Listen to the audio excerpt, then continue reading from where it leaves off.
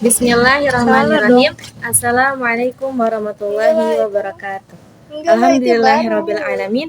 Wa bihi nasta'inu ala umuri dunya waddin. Wassalatu wassalamu ala asrofil anbiya'i wal mursalin wa ala alihi wa sahbihi ajmain amma ba'du.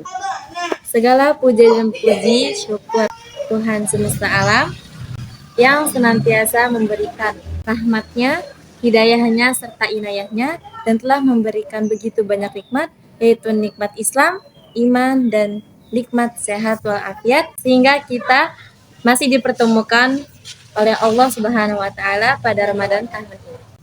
Pada kesempatan kali ini, saya akan menyampaikan sebuah kultum yang bertema menjaga lisan dari gibah dan namimah. Teman-teman semua, Allah menciptakan manusia dengan sebaik-baiknya dan menyempurnakannya. Dan Allah memberikan cahaya keimanan kepada manusia pilihannya, serta mengajarinya berbicara, lalu memberi kelebihan dan keistimewaan, yang dibantu oleh lidah untuk menafsirkan apa yang ada dalam isi hati kita dan akal kita. Teman-teman, lisan adalah nikmat Allah yang besar dan ciptaan yang sangat menakjubkan. Lidah itu ringan dan ukurannya kecil, tapi besar ketaatannya dan juga besar kejahatannya. Lidah bisa membawa kita kepada dua hal, membawa kita kepada kebermanfaatan, dan yang kedua juga bisa membawa kita kepada kemadaratan. Teman-teman semua, jika kita mengikat dan menjaga perkataan kita dengan perkataan yang baik, maka insya Allah kita akan selamat dunia dan akhirat. Dan jika kita melepas ikatan itu dan tidak menjaga perkataan kita dengan baik, maka syaitan akan terus mengikutinya hingga kita terjerumus ke dalam api neraka. Sebagaimana hadis yang diriwayatkan oleh Mu'adz bin Jabal bahwa Rasulullah SAW bersabda, "Wahal yaqubbun nasa finnari ala wujuhihim au ala manakhirihim illa sa'idu alsinatihim." Yang artinya, tidaklah manusia itu disungkurkan ke dalam neraka di atas muka atau hidung mereka karena hasil ucapan lisan mereka. Hasil ucapan lisan di sini yang dimaksud adalah balasan atas perkataan yang tidak baik, teman-teman, yang sehingga menjerumuskan kita pada api neraka. Sebagaimana telah dijelaskan pada hadis yang diriwayatkan oleh Mu'adz bin Jabal bahwa kebanyakan manusia yang menyebabkan masuk neraka adalah dari ucapan lisannya.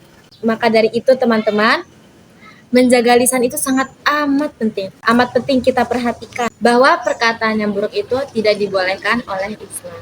Dan banyak hadis yang telah meriwayatkan bahwa lebih baik diam daripada berkata yang tidak membawa manfaat.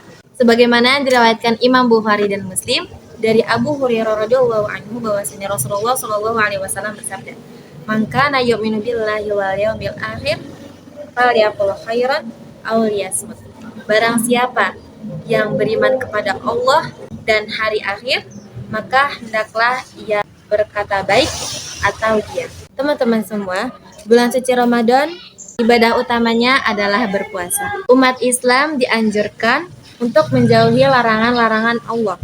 Akan tetapi, ada satu hal nih yang sering diabaikan oleh orang-orang yang berpuasa.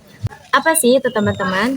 Yaitu berkata kasar, bergunjing, dan berbohong walaupun itu hanya sebuah candaan. Kali ini saya akan memberikan dua contoh perkataan yang tidak baik, yaitu ghibah dan namimah. Apa sih itu ghibah, teman-teman? Ghibah terambil dari kata goba yagibu ghaiban, yang artinya gaib, tiada hadir. Dan secara istilah, ghibah adalah menceritakan tentang seseorang yang tidak berada di tempat dengan sesuatu yang tidak disukainya, baik menyebutkan aib badannya, keturunannya, akhlaknya, perbuatannya, urusan agamanya, bahkan sampai urusan dunia. Sebagaimana dari Abu Hurairah radhiyallahu anhu bahwa Rasulullah shallallahu alaihi wasallam pernah bertanya, "Tahukah kalian apakah ghibah itu?" Para sahabat menjawab, "Allah dan Rasulnya lebih tahu." Kemudian Rasulullah shallallahu alaihi wasallam bersabda, Gibah adalah kamu membicarakan saudaramu mengenai sesuatu yang tidak ia sukai. Seorang kemudian bertanya, "Ya Rasulullah, bagaimanakah menurut engkau apabila orang yang saya bicarakan itu memang sesuai dengan yang saya ucapkan?"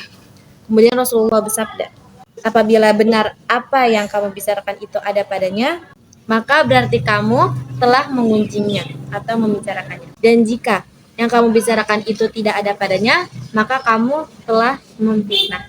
Teman-teman semua, sebagaimana pada firman Allah Subhanahu wa taala pada Quran surat Al-Hujurat ayat 12 yang artinya, "Dan janganlah ada di antara kamu yang menggunjing sebagian yang lain.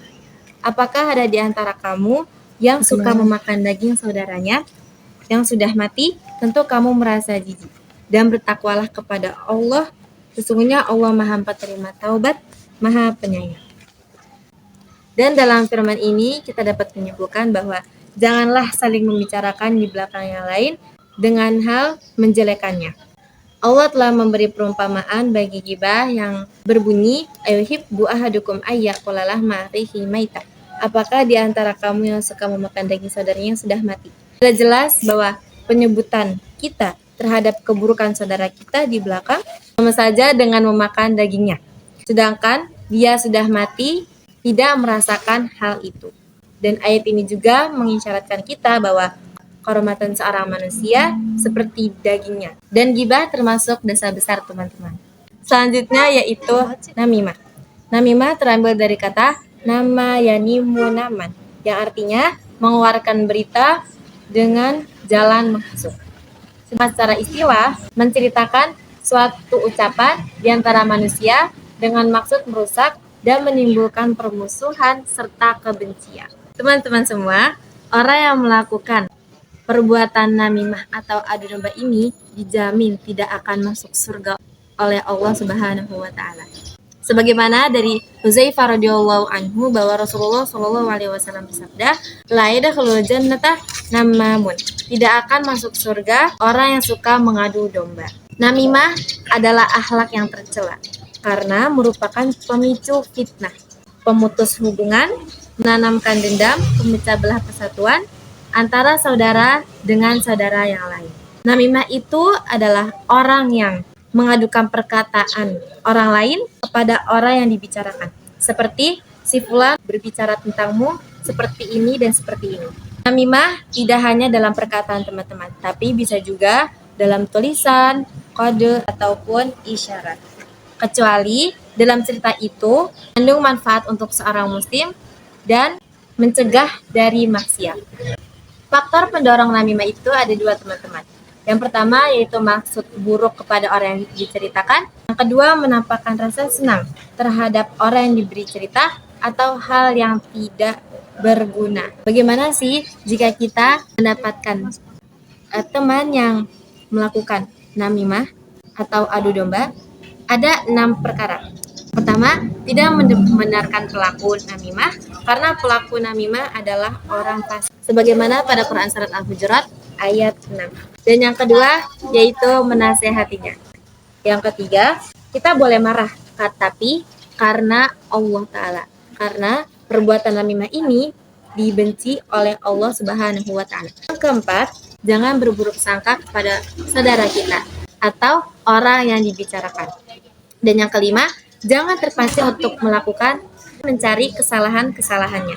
Dan yang terakhir, yang keenam, jangan merasa ridho terhadap apa yang disampaikan oleh pelaku namimah kepada kita. Dan jangan menceritakan namimah itu kepada siapapun. Teman-teman semua, Allah telah menciptakan malaikat untuk mengawas apa yang kita lakukan dan apa yang kita kerjakan, serta apa yang kita katakan. Sebagaimana pada Quran surat Qaf ayat 18 yang artinya tidak ada suatu kata yang diucapkannya melainkan ada di sisinya malaikat pengawas yang selalu siap mencatatnya. Gimana nih teman-teman? Masih mau melakukan perbuatan ghibah dan namimah? Semoga kita terlindungi dari perbuatan ghibah dan namimah. Semoga kita dapat menjaga lisan kita dengan tidak mengatakan perkataan-perkataan yang buruk. Ingat teman-teman, jika kita berbicara positif, maka hasil manfaatnya akan luas. Tapi jika kita berkata negatif, maka ekornya akan panjang, yaitu perkataan kita akan sering diingat-ingat oleh orang lain. Kurang lebihnya mohon maaf, mungkin itu saja kultum dari saya. Wabillahi taufiq wal hidayah. Wassalamualaikum warahmatullahi wabarakatuh.